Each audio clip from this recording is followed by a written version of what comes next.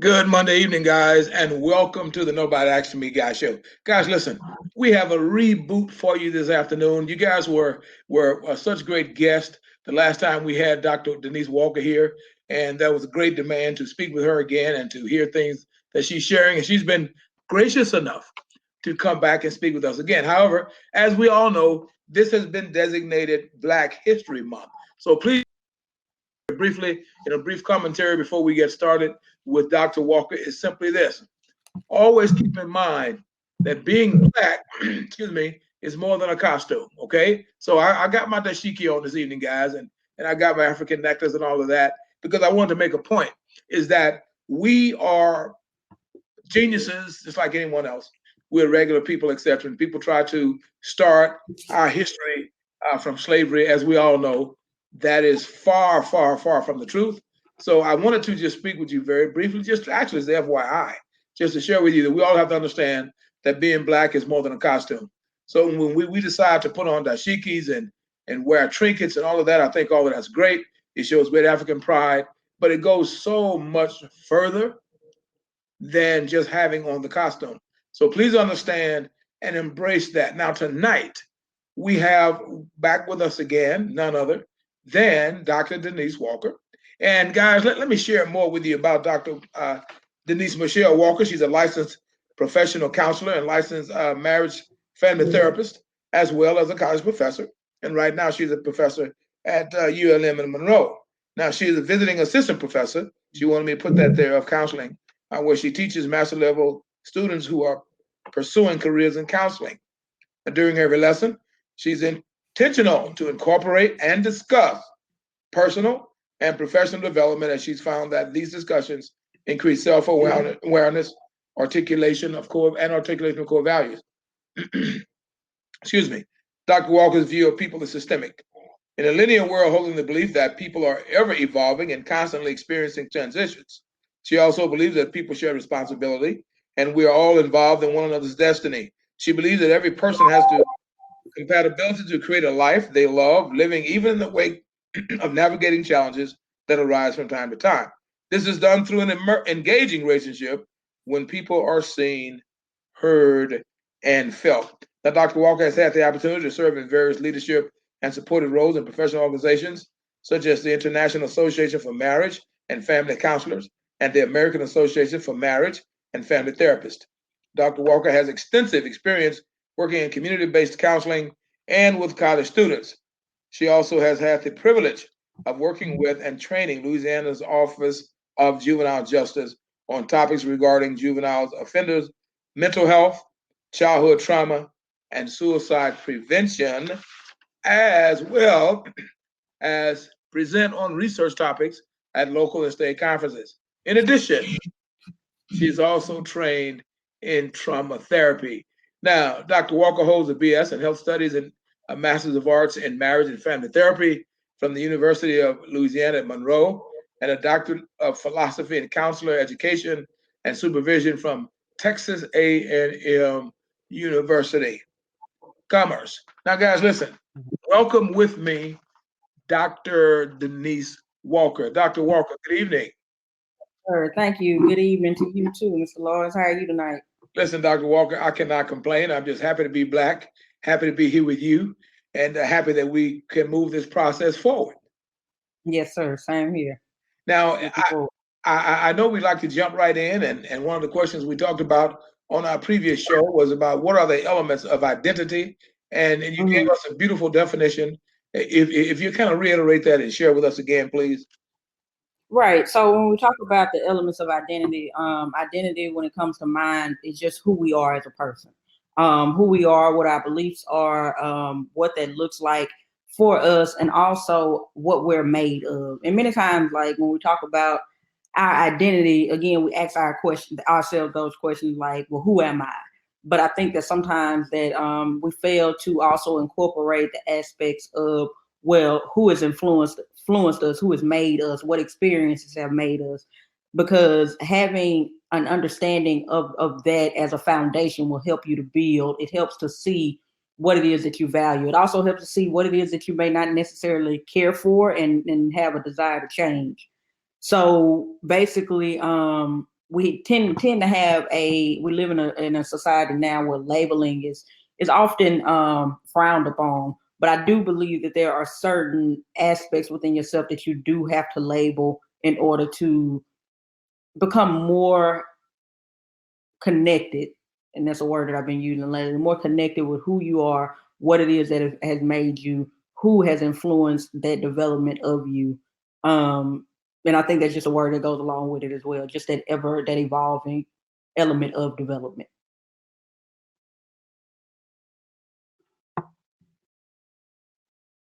You mentioned the word labeling, and Mm-hmm. can you expound just a little bit on labeling as it affects us as human beings, or being labeled? Mm-hmm.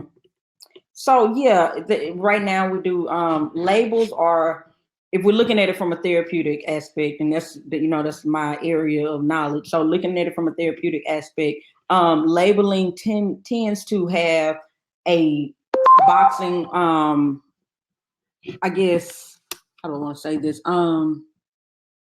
It tends to put boxes around people, and so labels are often dis dissuaded from, or people are often dissuaded from putting labels on ourselves because we don't want to be boxed in. We look at them as social constructs, meaning basically like society has developed this identity for you, and so if it's placed on me, then that's the only way that people will see me. However, if we take it take it expand it outside of that box, or that that square that we're placed in, and looking at labels and just saying, from my aspect, I'm looking at it, I am a woman, so that is a label that I do have. I am a Black woman. That is a label that I do ascribe to. And that is a part of my identity. I'm also a mother. I'm also an aunt. I'm also a cousin. I'm also a professional in this. And so some of those labels are very near and dear to me. And because they are near and dear to me, I have to also look at where these labels develop for myself. And again, within the realm of mental health, we have like different diagnoses, and we have our perspective on what it means to have a mental illness or to be mentally healthy. And typically when we look at, and I do have my own issues with the concept of labeling or the constructs of labels when it comes to diagnosis, because there are many differential, diagnoses that come along. A lot of things can present for various different reasons, and especially in the African American community, especially because I have worked so much with African American teenagers, mostly men, because I also are young men. I also work within the juvenile prison system right now. A lot of those diagnoses that come along for them because of some behavior issues. When we're looking at it from a perspective of, I don't want to say this, like of a perspective of aggression or hostility, then they get those harsher labels. Whereas if we look at it from a perspective of trauma or the multi-generational issues that have presented, then it just provides us a different way of viewing issues, a different way of viewing a person. So there are pros and cons to the label. So I definitely understand where the pushback comes. Listen, you had a very, well, everything you've said, we talked about, is interesting from your vantage point. I love talking with you. You mentioned here the existential crisis, and how you could identify that you're experiencing an exponential crisis. Can you existential crisis? Will you expound on that, please? Right. So when we look at the existential crisis, basically it is a crisis of purpose. So existentialism is looking at a higher meaning or being. Basically, when you look at the word existentialism, it means meaning. So what is my meaning? What is my purpose here on this earth? People typically have these existential crises and begin to ask themselves, well, who am I? Um, is the work that I'm doing, is it purposeful? Am I in the position that I'm supposed to be in? And I often think that this happens multiple times in people's lives. So we always hear about, that midlife crisis. And so typically, if you want to have a vantage point of something, a visual, you can put in place that midlife crisis, whether that's for whomever that's for. However, I do believe that there are many other times that are not very heavily researched or that do not necessarily have a name. I know from my own experience, I've had multiple existential crises, currently in one right now because of the transition. And typically they happen, I'm saying this word transition, existential crisis happen when there's been a bump in the road and you are forced to transition into a different area of life or a different sector of life. And now, again, you're questioning who you are, or you're questioning the things that you thought that you knew. Like, I thought I had a good foundation. I thought I had a firm grasp on this, but maybe I don't. Things are kind of rocky right now. And so for me, like I'm saying, I've experienced multiple ones. I've experienced one at 25. I know that for a fact. That's when I think my blinders were taken off to really view my parents in a human, in a humanist sense. You know, a lot of times, like up until they've taken care of you, or they may have not taken care of you, you know, depending on the type of childhood that you had, they've whatever the job that they've done, somehow like this scab comes off of your eyes, and you're able to say like, oh, you may not have been the, you know, as perfect of the person, or man, I get it, why certain, you know, why we weren't necessarily as close, and it's a empathy that comes along with it. That people that we're not necessarily taught. Like, and I know a lot of buzzwords right now going around. Empathy is one of them, and so it's also being empathetic for yourself as well during the existential crisis. Again, I'm having one right now because my identity, linking back to what we were talking about earlier, my identity has been built into being a student for so long, and again, that's a label that I ascribe to, right? That was my label. And people knew me by that, but now I don't have that label to hide up under anymore. And so now it's this life transition that I'm currently going through, and I don't know how long it's going to take for me to get out of it. I don't know what else is to come with it. And so that's just some of the crises that I have experienced, and I am currently experiencing as well. Okay, wow, great explanation. Now, as we excuse me, continue to massage this subject, we also talk about who am I, and you alluded to that earlier, as to seeking the person, knowing the person, excuse me, thinking that we know the person, but in our many life experiences, then we kind of say, well, maybe I might want to reassess. Maybe I might need to back up a little bit and take a second look. So, with that stated, and since we are not talking about just a ethnicity per se, however, if we can use ethnicity for a point of reference, with having to do all of the regular things that everyone else have to do with not having to consider being a specific member of a specific ethnic group, have you found in your experiences that because you are labeled as an African American professional woman, that not only are the existential crisis sometimes overbearing, does your ethnicity add to that in the professional world? And okay, so that's definitely a part. That's a layer that I'm currently assessing right now. And by you saying that, it's so funny. Before we were even talking, before we even started the recording, I was just thinking about. So when I interviewed for my current position at the university I'm currently at, one of the questions that's always asked, regardless, even because this is the type of society that we're living in. So what are your thoughts about multiculturalism? What are your thoughts about social justice? How do you see yourself living this out? And of course, I'm on a panel, a panel of whites only who are interviewing me, because I'm the only, not the only, but the only other person of color that was working there. They weren't working during the summer. They don't teach during the summer. So this panel of, two white women and a white man asking me about multiculturalism, of course I have to, again, take that step back and assess and say, like, I can answer these two questions, two ways. My natural reaction, or more of a politically correct. Well, I think that it's important for me to marry the two of them, because I want my point to be heard, but I also want to be authentic to myself. So the answer to that question was, I said, well, I am multicultural. I feel like I am the face of multiculturalism. I'm a Black woman.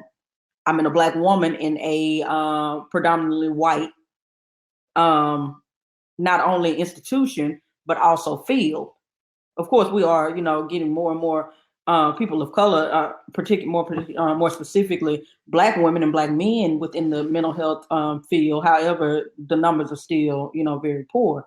So, with my ethnicity in this institution or within this, professional realm, I do feel as if I have to. It's always a funny way of advocating for yourself, and I believe right now, like as I'm going through this crisis, I'm struggling with how that advocacy looks, because how it feels versus how it needs to present are two different. They don't necessarily. They're not very congruent. Let me say that. Welcome, Dr. Vibe. Glad you're here. We have with us Mr. Denise Walker. Denise, let me pause quickly and introduce you to a great man. This is Dr. Vibe. He does the Dr. Vibe show. He's out of Toronto, Canada. He's an award-winning video caster, and he's just a phenomenal person. He is my mentor, and he likes to mess with me all the time. But I tell people non-apologetically is that I admire this brother. I think he does fantastic work. He has fantastic guests on his show, and he asks very pensive, powerful questions. And I'm pleased to know this brother.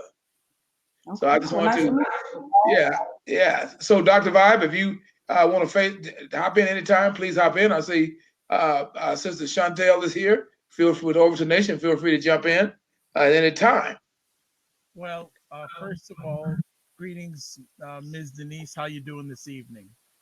I'm good. How are you, sir? I am blessed, highly favored, a magnet for miracles, and a solution for someone's problem. And don't believe Melvin is honest except for one thing. He is my mentor. So let's go that further. All right. So I have an interesting, I hope it's a good question for you, or conversation piece. I know we were talking about ethnicity, but I do want to talk about ethnicity, and I have a specific question when it comes to African Americans. What are the what are the top 3 challenges you hear that African Americans are dealing with? Just in general? Whatever you want to share, it's yours to take and run with. Top 3 that we're dealing with. So I would have to say currently learning more so about how to function within a society that is and you not you don't have to be politically correct with me, by the way. Okay, but functioning within a society that's not very welcoming to I know, and I'm saying specifically for women who are in higher places, as well as the new, I guess, the dynamics of men and women in relationship to one another, whether that's just friendships or even romantically. And lastly, the idea of wanting to, I think, even just bring children into this world, the fears that come along with bringing children into the world. Do you want to dig deeper into any of those ones that you shared with us? So I mean, we know what's going. We're very aware of what's going on right now in the world as far as being educated, but also not only being educated and being further along, of course, in the previous generations that we were, and because of that, not necessarily having a blueprint to how to, navigate the ebbs and the flows of life. So that is in the professional realm, not having people above you that look like you. That's always finding mentors. So I find it funny that both of you all are going back and forth about who's the mentor here. But it's good to see that. So people that look like you in higher places. Also, again, the blueprint of what it is to, now the dynamics have changed. I know for me, I'm a 32-year-old, single Black woman who's been doing, things by, essentially, I say by myself. I mean, I've had the support. I can't say that, but by the support of others. However, what does that look like in terms of a relationship? How do you navigate these dynamics now when these gender roles have essentially maybe flipped? Well, we don't have a blueprint for that either. And then again, we're bringing the children into the world. You have that tug of war with the desire to have children, but not necessarily knowing, one, if you can afford them, two, if you can keep them safe in this world. Also, who are my children around? Because again, there's so much evil, there's so much exposure, premature exposure, and then having these conversations that you may not necessarily are still, even as an adult, learning how to process your own self. Okay. Just want to see if I can go a little bit further with you on the journey you've just taken us. How do you feel the whole Me Too movement is affecting relationships between Black women and Black men? To be honest with you, Dr. Vibe, I cannot speak to that as eloquently as I probably, because I'm just not as educated on that. I mean, I'm very much so aware of it. However, it's not been an area that I've been, dug into. Okay, no problem.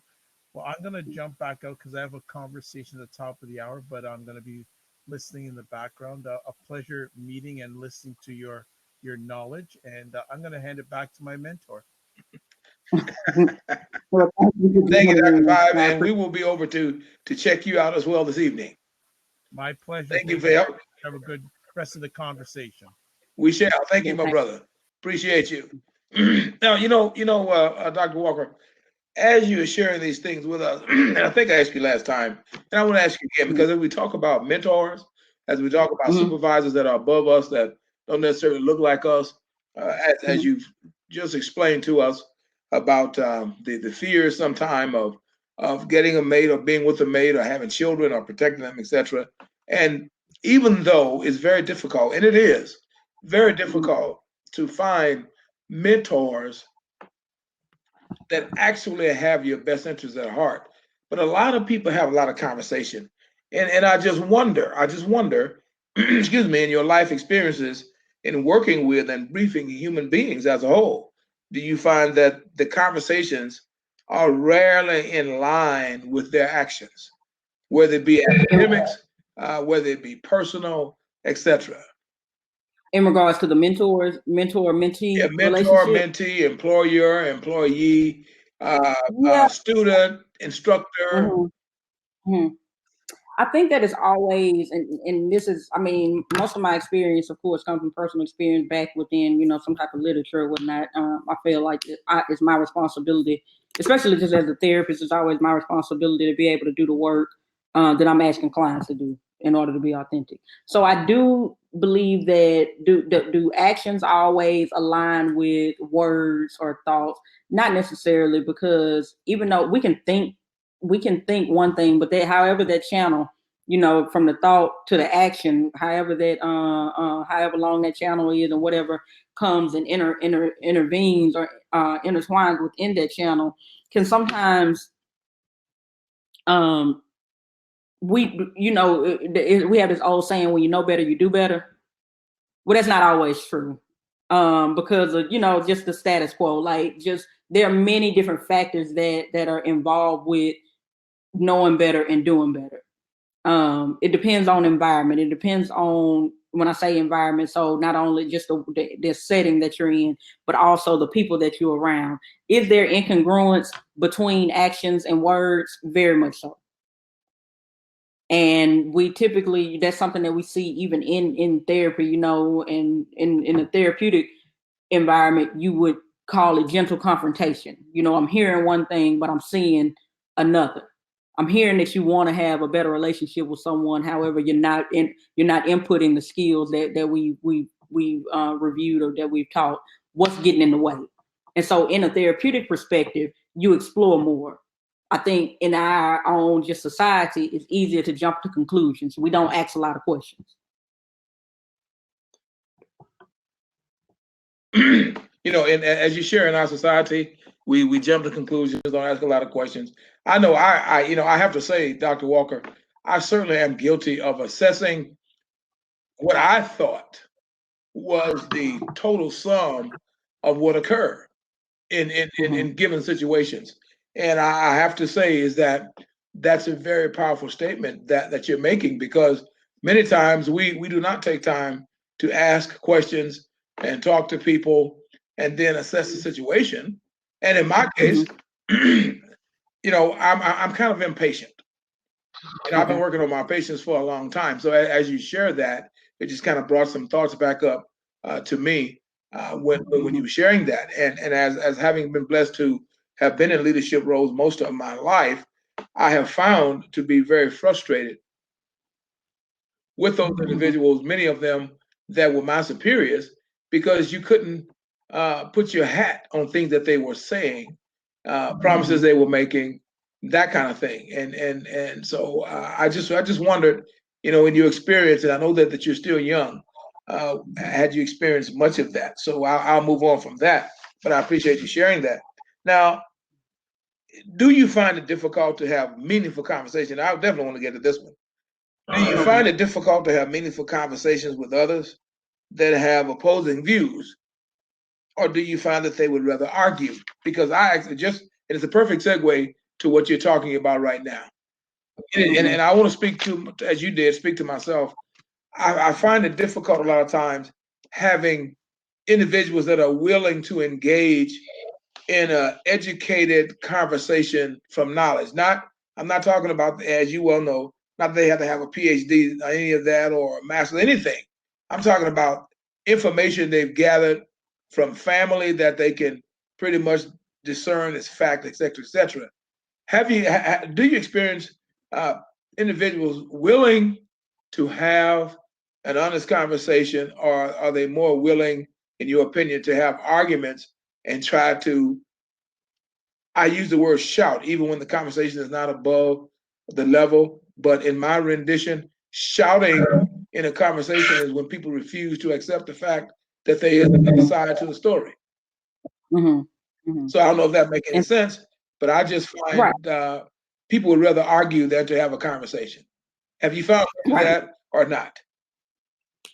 I do typically. I think that is just the nature of human, especially when you have something within you that you think that you know, when then someone presents and challenges what it is that you thought that you know, or something that you've stood on for a long time, or something that was given to you by a trusted person, then you're challenging me with that. And then now again, it goes back into even to what we were talking about earlier, that identity of having to re-identify, reassess the foundation that I once stood on is now shaky. So for me, even with talking about arguments or things of that sort, I typically don't engage with arguments, so to speak.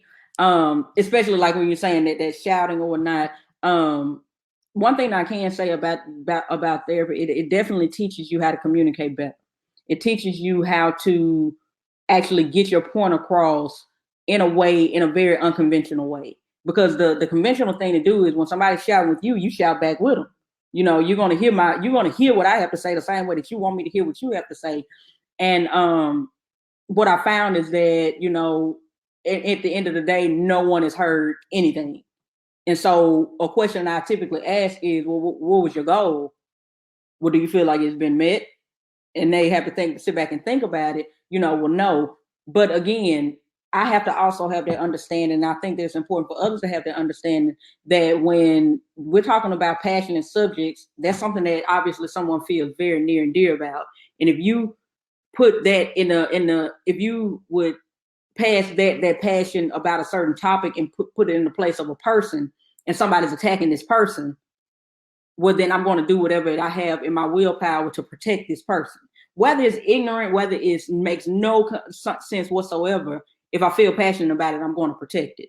And so, yeah, I do believe that debates typically can turn into arguments when one person is not willing to take a step back and look at it and say, okay, maybe it's some defense mechanisms that's coming up. Maybe it's an attacking or an aggressive nature behind this, and it's blocking whatever could potentially get through. It's not a permeable wall at this point. Excellent explanation, which brings us to our closing question. I promise you we try to stay within 30 minutes. And with it being Black History Month, with us seeing the nature of the White House, if you will, as you share, and as we move on from the question about arguing as opposed to conversation, when we've been fed, and I do use the word fed, a bill of goods all of our lives, then when we are confronted with things that start to contradict all of the things that we have been fed. As a therapist, do you find that people are more damaged by trying to, and I know this may be an unfair question, it's just an opinion, that they are more personally damaged by things being uncovered that they were always immersed in believing was a truism? Or do you think that they are helped more by actually hearing and dealing with the truth? I think it's both. I think it's not an either or, but it's a both and. Because if we look at this in the terms of, let's say for instance, disease, and you're saying, are they damaged when it's unveiled? Well, it's kind of like pulling off, cutting into a arm or so. So I'm damaged now because I'm gonna have a scar that's left over. However, I can heal from this new information, but I have to be willing to be open. I have to be willing, and again, from that therapeutics perspective, because that's what I can speak from, a lot of times, even in our clients' informed consent, that we would tell them that things can definitely get worse before they get better. So again, you can get damaged more before you get better because it may be things that are suppressed or repressed and that you haven't thought about forever or never even considered, or I'm bringing a totally different perspective to you and asking you questions that you've never had to think about or to chew on. And now, again, that damage of everything that I thought that I knew was true, now is shaky, that foundation that I thought I had. So obviously there's been like a wrecking ball that is torn that building down. And so that's the damage. However, we need these other people who are over here, who is the crew, the construction crew, to come in, and we have the architects and we have, the contractors, and saying, yeah, this is this new space that we have, and we have the opportunity to build something up new. So I think that's why I say I think it's a both and. It's a damage and it's a repair, if willing.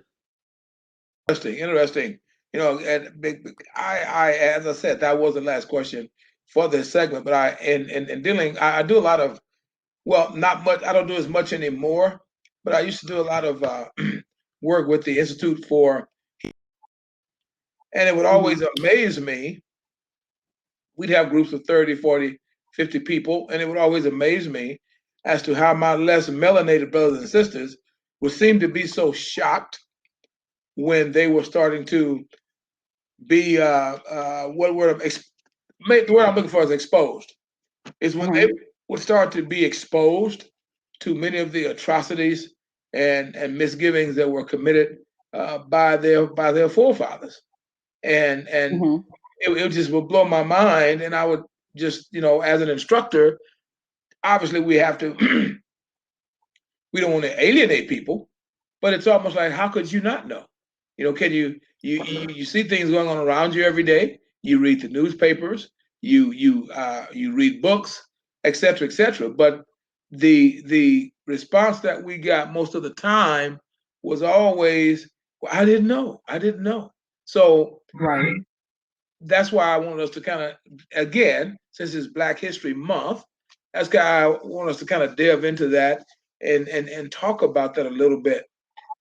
Well, I think that go, please. That you're saying too. I mean, now I'm not necessarily sure if this term had been coined while you were working with the the institute, but now we have a term that's called white privilege. Of course.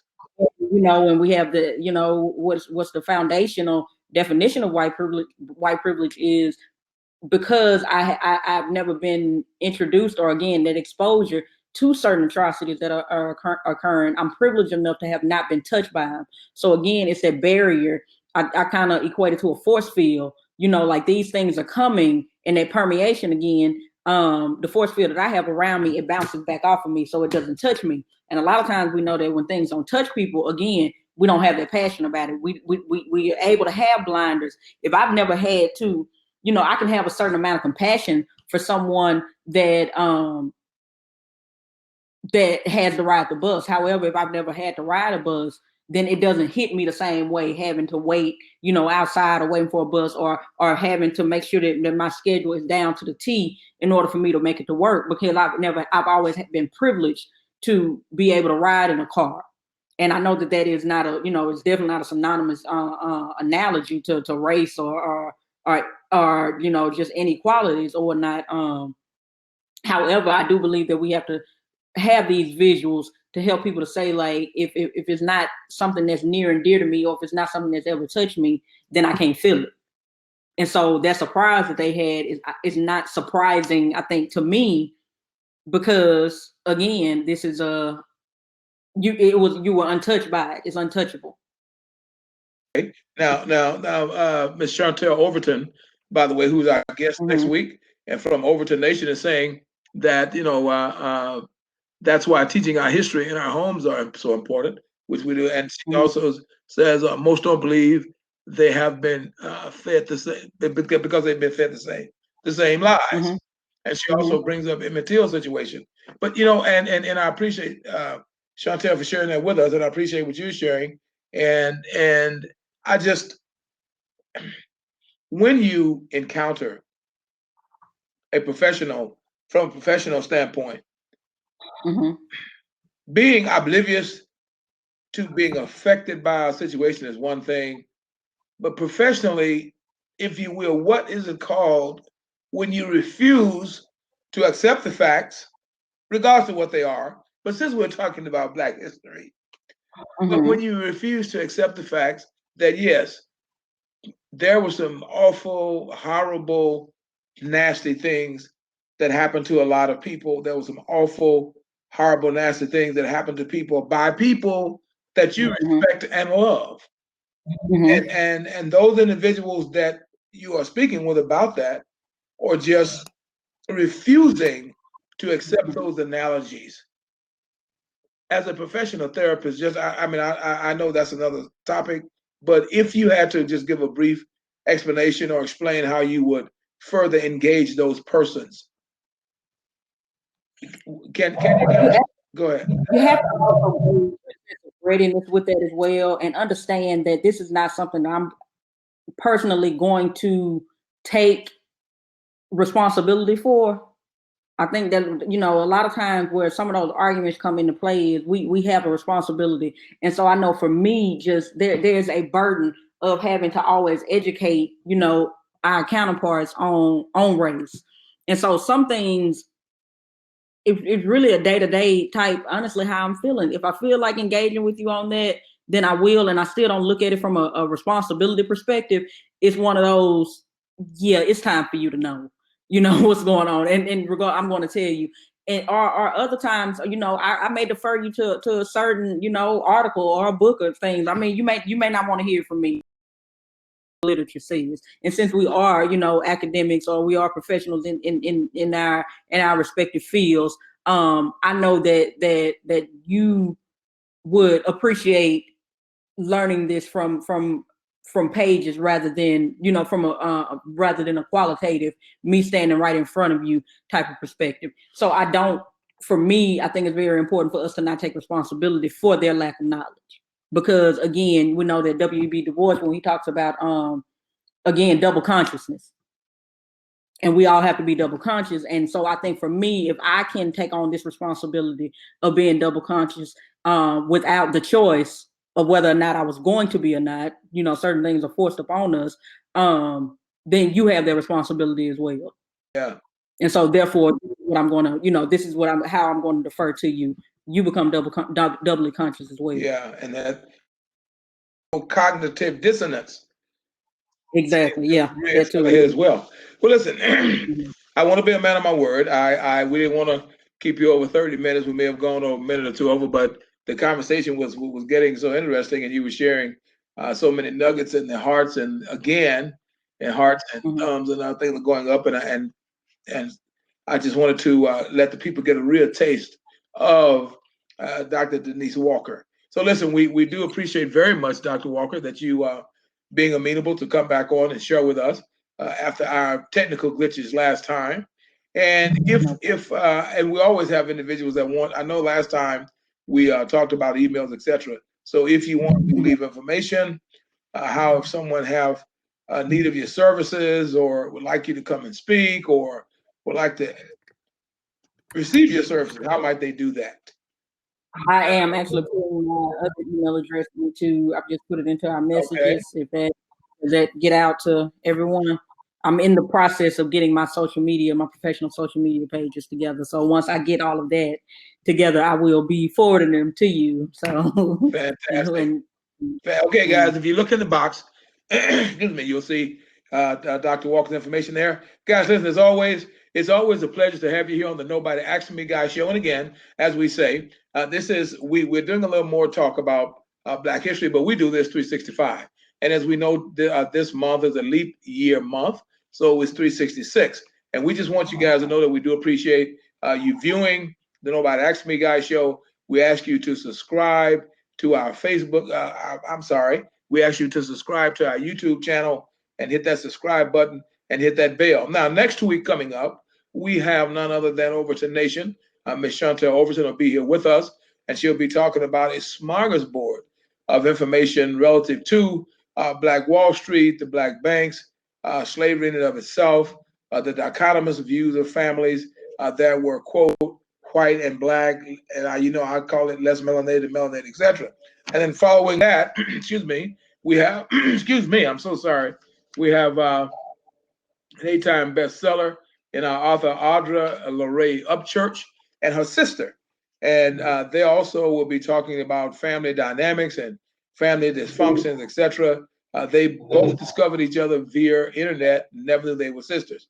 Then following those young ladies, we will have none other than Mr. Emery Campbell, who is right now the person in charge of the tours, etc., on the Gullah Islands. And he'll be here talking with you. They have their latest book out. As a matter of fact, the book just came out last week called Gullah Island. So we invite you back to join us each and every week. Our normal broadcast days are on Mondays, but please, on Fridays. But please check your calendar because of the convenience of our guests. Sometimes, like tonight, is a Monday night. And we will have next week will be a Monday night with Overton Nation. And then, but following that, it'll be a Thursday. So please check your calendars for the proposed date. So again, guys, thank you so very much for joining us on the Nobody Asking Me Guy show. Dr. Walker, it's been a pleasure. And our guests that are still with us, Paul and Chantel, we do appreciate you guys very much. And also, I encourage all of you that's staying on Get Vocal to go over and listen to Dr. Vibe. He has a very interesting show tonight. So have a great night, Dr. Walker. And guys, contact me at www.dyingonmyfeet.com. And you can also phone me if you like, 440-935-0374. Have a great night. All right. Thank you.